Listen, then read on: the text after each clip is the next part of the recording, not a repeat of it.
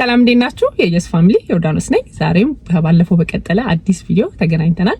በባለፈው ቪዲዮአችን የአሜሪካ ሲስተም ምን ምንድናቸው የሚለውን ነገር አንስተን ነበር። በዛሬው ደግሞ ቪዲዮ የቀጠሉትን ያላነሳናቸውን ሐሳቦች እናነሳለን ማለት ነው። ከአሜሪካ ሲስተሞች መካከል አንደኛው ምንድነው እንደውም ዋነኛው ተብሎ የሚጠቀሰው ክሬዲት ካርድ። ኦኬ ከዚህ በፊት አንድ ቪዲዮ ሰርቼላችኋለሁ ዲቴል ስለ ክሬዲት ካርድ። ክሬዲት ካርድ የአሜሪካ ሲስተም የሆነው እንዴት ነው? ለምሳሌ ክሬዲት ካርድ ስታወጡ ዛሬ ካወጣችሁበት ጊዜ ጀምሮ ነው የክሬዲት ሂስትሪያችሁ የሚታየው ወይም የሚቆጠረው ማለት ነው። መጨረሻ ላይ በምን ይጠቅማችኋል? አሁን ለምሳሌ እዚህ ሀገር ትልልቅ ትራንዛክሽን ማድረግ ስትፈልጉ፣ ለምሳሌ ቤት መግዛት ስትፈልጉ፣ መኪና መግዛት ስትፈልጉ፣ ኢቭን ቤት ገዝታችሁ ደግሞ አሁን ፈርኒቸር ስቶር ወይም ምንድነው የፈርኒቸር ስቶር ሄዳችሁ ብቻ ሱቅ ቤታችሁን ፈርኒሽ ማድረግ ስትፈልጉ እንደዚህ ትልልቅ ትራንዛክሽኖችን የምታደርጉት በክሬዲት ነው ብዙ ጊዜ ማለት ነው።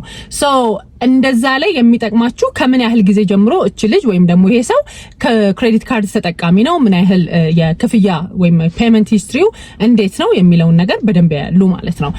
ስለ ክሬዲት ካርድ ስፔሻሊ አዲስ ለምትመጡ ሰዎች ከኔ ልምድ ተነስቼ አንድ ነገር ልበላችሁ።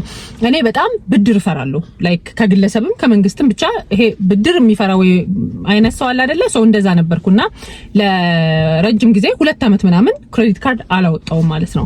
በጣም ብዙ ተብዬ አላወጣ በጭራሽ ብዬ በዴቢት ካርድ ነበር የምጠቀመው ማለት ነውና ከ2 አመት በኋላ ግን ነገሮች በደንብ ሲገቡኝ በቃ ክሬዲት ካርድ እንዴት እንደሆነ በደንብ ስረዳው ነው ያወጣሁት።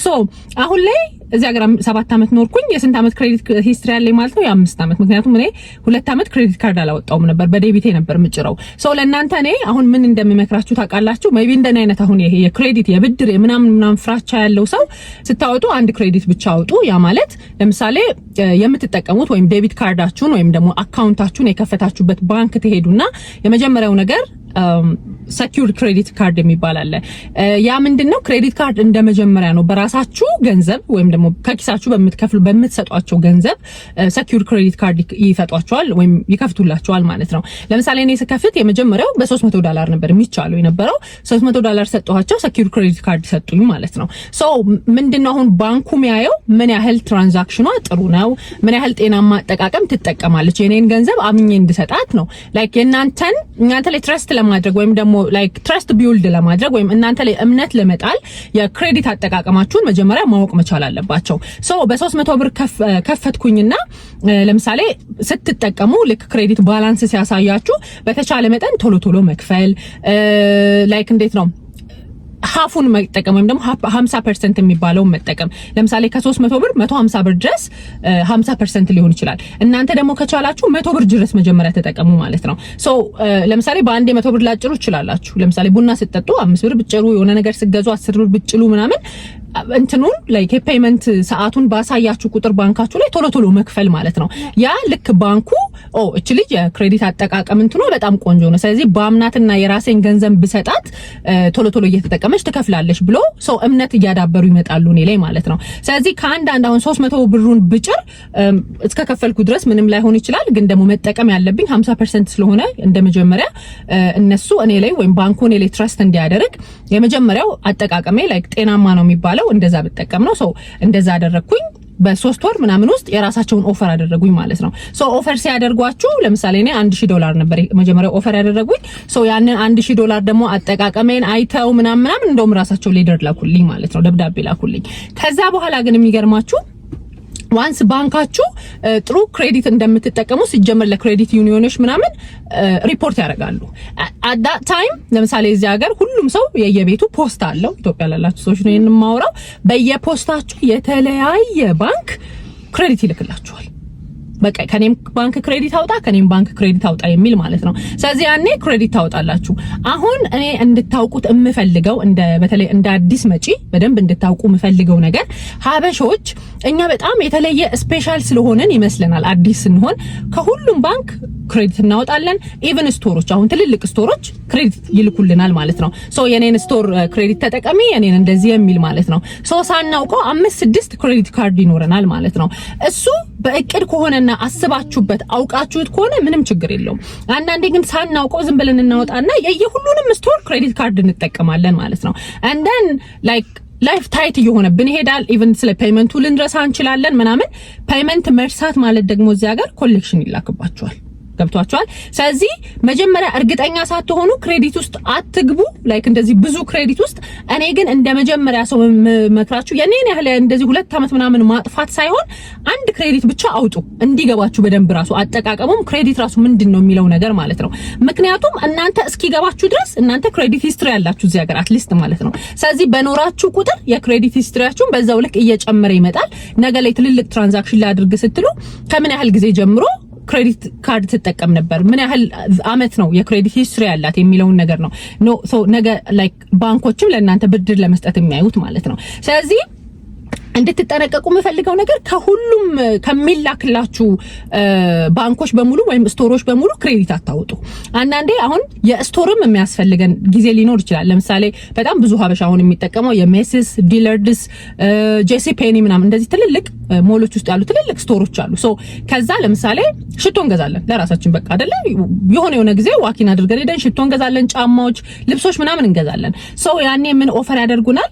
ለምሳሌ ዛሬ ክሬዲት ካርድ ካወጣችሁ የዚህን ያህል % ዲስካውንት ታገኛላችሁ ምናምን ብለው ኦፈር ያደርጉናል። ያኔ ፕላናችን ከሆነ እቅዳችን ከሆነ ብናወጣ ምንም ችግር የለውም። ፕላናችን ካልሆነ ግን እንደ ክሬዲት ካርድ እንዲኖረን ብቻ ብለን የሁሉንም ኮሌክት ማድረግ የለብንም። ምክንያቱም የሆነ ጊዜ ባይስማማችሁ ኦፍ ኮርስ ክሬዲት ካርዳችሁን መዝጋት ትችላላችሁ፣ ላይክ ማዘጋት ትችላላችሁ።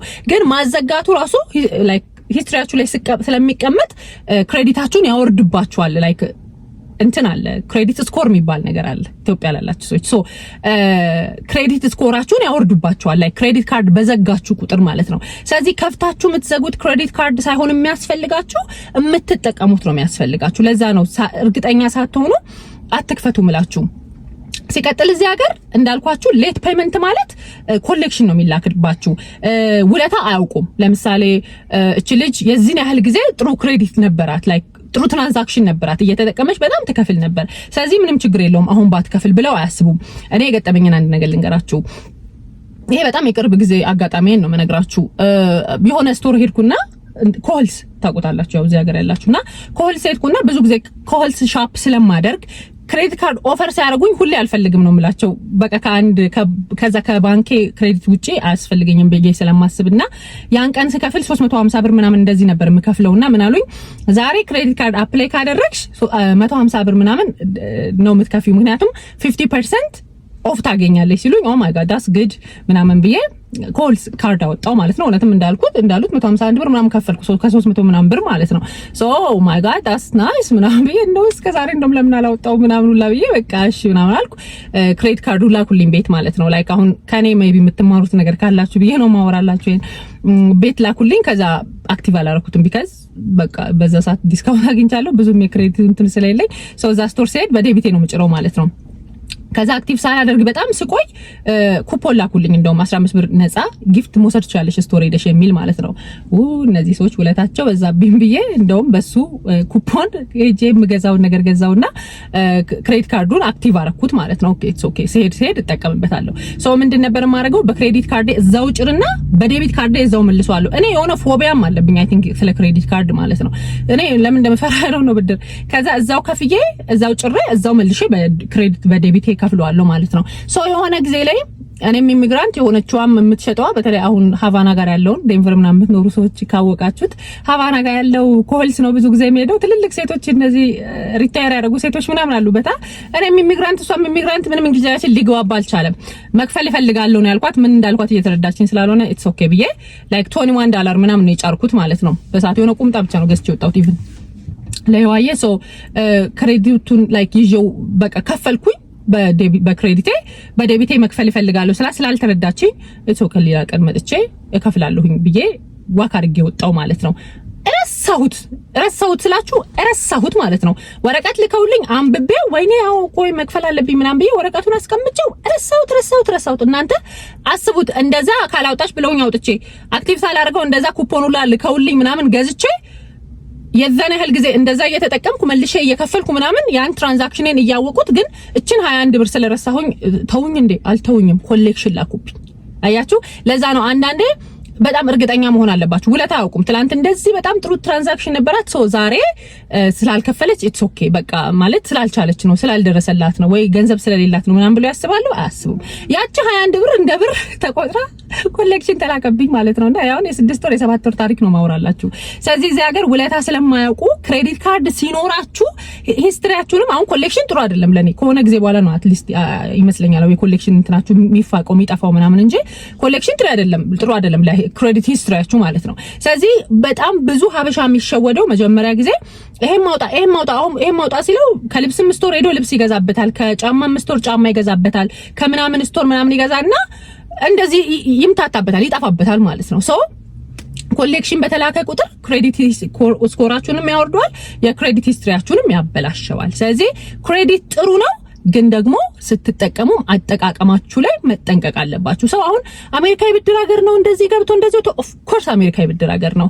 እኔ ግን አሜሪካ የብድር ሀገር መሆኑን ሳይሆን የምጠላው የኛ አጠቃቀም ላይ ችግር ስላለብን ነው። ሀበሻ ሁሉንም ነገር እንፈልጋለን። ጥሩ ቤት እንፈልጋለን፣ ጥሩ መኪና እንፈልጋለን፣ ጥሩ ስራ እንፈልጋለን ላይክ ሁለት ሶስት ስራ እንሰራለን ያንን ለመክፈል ምናምን ሁሉንም ነገር ስለምንፈልግ ለልጆቻችን ሁሉንም ነገር ማድረግ እንፈልጋለን። ስለዚህ የክሬዲት አጠቃቀማችን በጣም ይለጠጥና እኛ ራሳችንን ስትረስ ውስጥ እንከታለን እንጂ ክሬዲት መኖሩ በራሱ መጥፎ አይደለም። ምክንያቱም ክሬዲት ባይኖር ሃውስ መግዛት አንችልም ነበር አይደል? ማን ነው ሀበሻ ሁለት ስራ ሰርቶ የ600 ሺህ ብር ቤት አፎርድ አድርጎ የሚገዛው በካሽ ማለት ነው? የማይሆን ነው አይደል? የ30 አመት ብድር ባይኖር ቤት አንገዛም ነበር። ማን ነው የ40 ሺህ ብርና የ50 ሺህ ብር መኪና የሚያወጣው? አሁን ሂዱ እስኪ ዋኪን አድርጋችሁ መኪና ስቶር ላይክ ኖርማል ቶዮታ ሆንዳ ስቶር እስኪ ሂዱ። አሁን 00 መኪና ስንት ብር ነው ያለው አይደለ? ማን ነው አፎርድ አድርጎ የ40 ሺህ ብር ምናምን መኪና የ50 ሺህ ብር መኪና የሚገዛው አይደለ? ስለዚህ እነዚህ ክሬዲቶች መኖራቸው በጣም ጥሩ ነው። በጣም ነው አፕሪሺየት ማድረገው የእውነት የዚህ ነገር አሁን ሲስተሙን ማለት ነው። በክሬዲታችሁ ገዝታችሁ በየወሩ እንዲየከፈላችሁ እንድትኖሩ እድልና አጋጣሚ ይሰጣችኋል። ስለዚህ ያ መኖሩ ምንም በቃ ድርድር የለውም። በጣም የምወደው ሲስተም ነው። የኛ አጠቃቀም እኔ ሁሉንም ከፈለኩኝ ኦፍ ኮርስ ነፍሴ ላይ ወጠር ነው እንዲያንን ለመክፈል። ስለዚህ አጠቃቀማችሁ ላይ በጣም ጠንቃቆች ሁኑ። ክሬዲት ሳይገባችሁ ሁሉንም አታውጡ። ስትጠቀሙ ስለመክፈላችሁ እርግጠኛ ሁኑ። ኢማጂን አሁን እቺን 21 ብር ነው ባረሳ ነው በጣም ነው የሚያናድደኝ እውነት እና ይሄንን ማውራላችሁ በደንብ ስለ ክሬዲት እንትኑ እንዲኖራችሁ ነው። ሁሉንም ነገር ግን አንዳንዴ ኢቭን ቤታችሁን አንድ ፈርኒሽ ማድረግ ትፈልጉና 5000 ብር ላይ ኖራችሁ 6000 ብር ላይ ኖራችሁ ይችላል ዋኪን አድርጋችሁ ፈርኒቸር ስቶር ክሬዲት ይሰጣችኋል። የሚያዩት የክሬዲት ሂስትሪያችሁን ነው እነሱ።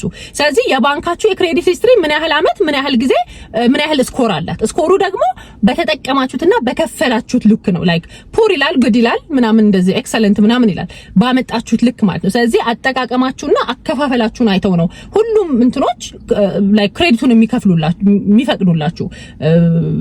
መኪናን ብትገዙ ቤትም ብትገዙ የክሬዲት ስኮራችሁንና ሂስትሪያችሁን ነው የሚያዩት።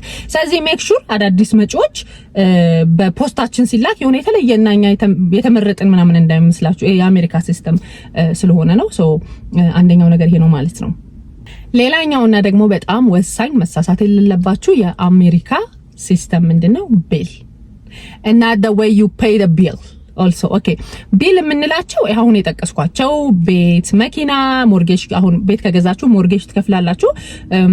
የመኪና የየወሩ አሁን ብድር አይደለ የየወሩ፣ ከዛ የጋስ፣ ኢንተርኔት፣ የስልክ አሁን ለምሳሌ እንደ ኢትዮጵያ ካርድ ምናምን መሙላት አይደለም እዚህ ሀገር ብትደውሉበትም ባትደውሉበትም በወር ላይን ግዴታ ያስፈልጋቸዋል። የየወር ነው የምትከፍሉት ማለት ነው።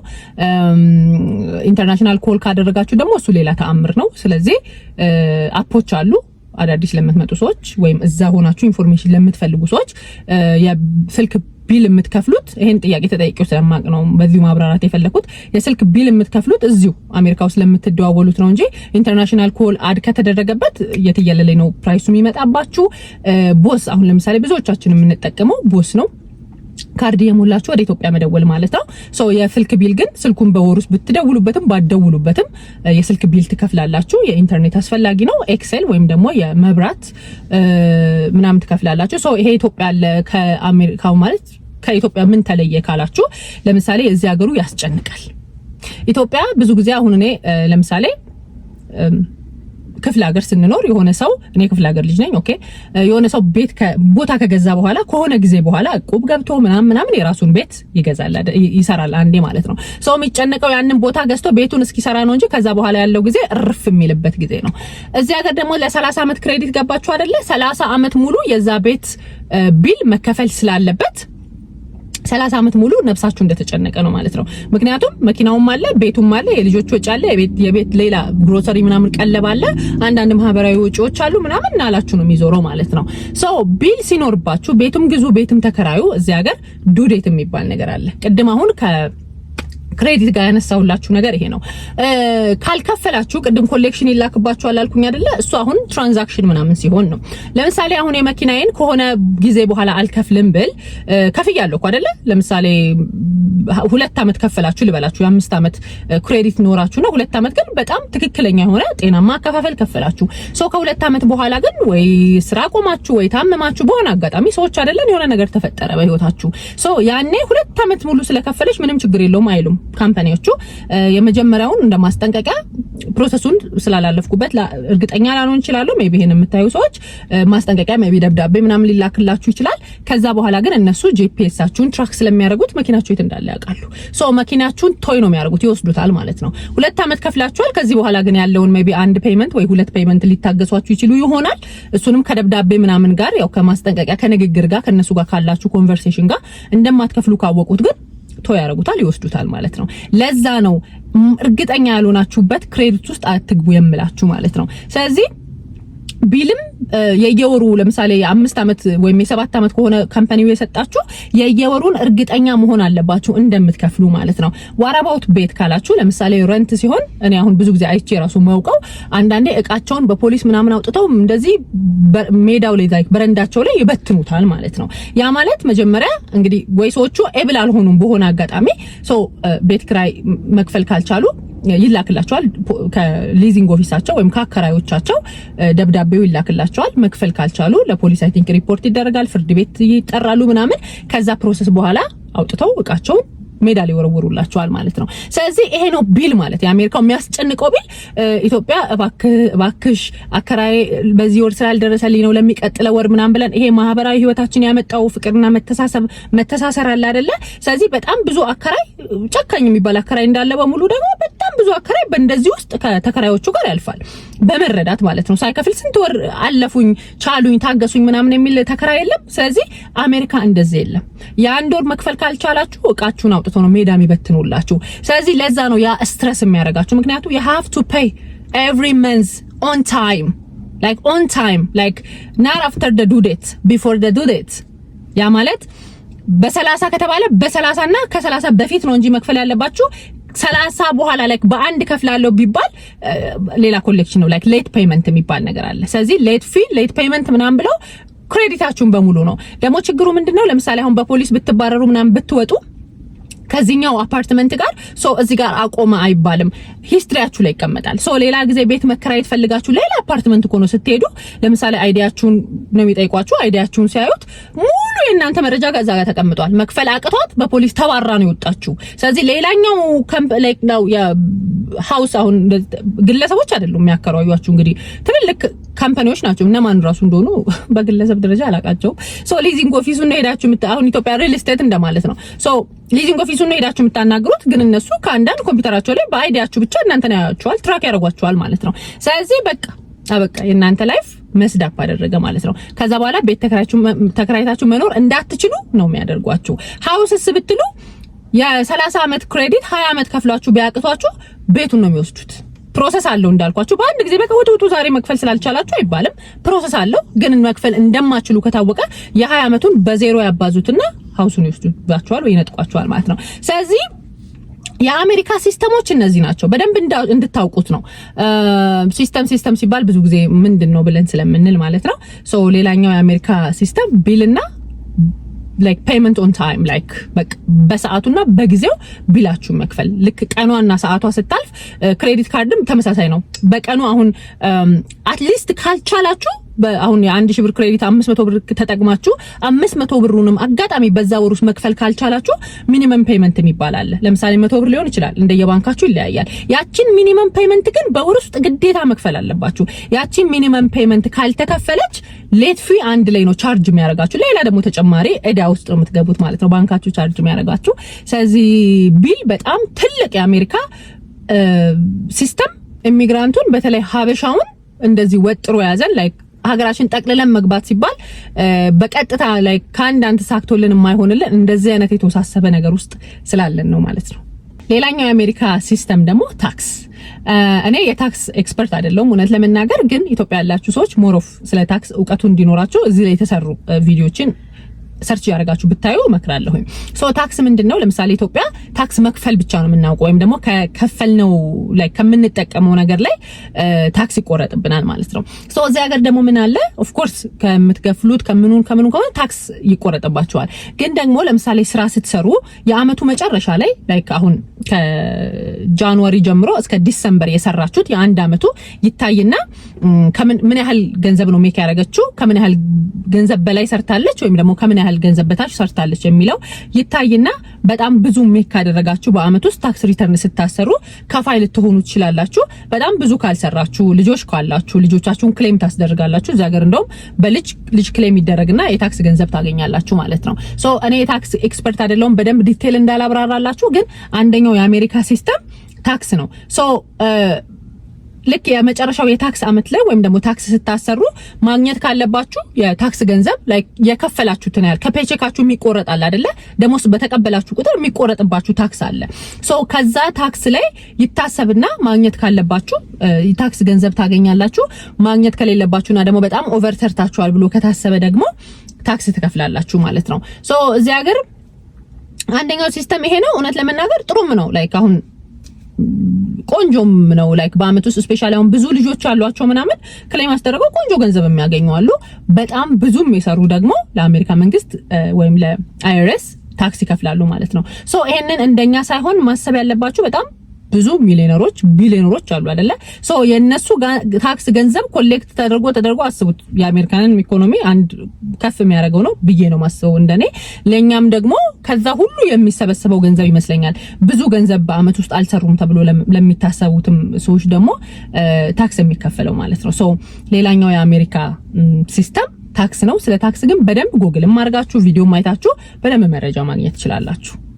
ሶ የዛሬ ቪዲዮ ይሄንን ይመስላል። በሚቀጥለው ደግሞ በእርግጠኝነት ሌሎች የአሜሪካ ሲስተሞች ምንድናቸው የሚለውን ነገር አንስተን በደንብ እንወያያለን። በዛሬው ቪዲዮ ቆንጆ ሐሳብ እንዳገኛችሁበት እርግጠኛ ነኝ። ቻናሌን ሰብስክራይብ ያላደረጋችሁ ሰዎች ሰብስክራይብ አድርጉ። ሰብስክራይብ የሚለውን ስትጫኑት ሰብስክራይብ ይላል። ያኔ በትክክል ሰብስክራይብ አድርጋችኋል ማለት ነው። የደወል ምልክቷን ተጫኑ ለሚቀጥለው ለአዲሱ የአሜሪካ ሲስተም ቪዲዮ ማለት ነው። በሚቀጥለው በሌላ አዲስ ቪዲዮ እስክንገናኝ ድረስ